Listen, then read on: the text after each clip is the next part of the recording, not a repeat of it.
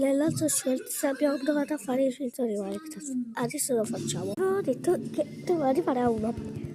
È impossibile, perché già così arriva a 2. Vedi, 2 diamanti. Prima ho fatto 3. Ho scolto Schultz. Adesso riproviamo. Sempre è possibile, sto filtro.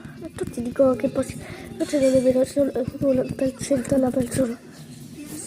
A fare 3. Solo l'1% riesce a fare 3. È possibile? Di che stiamo parlando? 3. Arrivare a 1. Poi è possibile perché contava velocissimi. 4.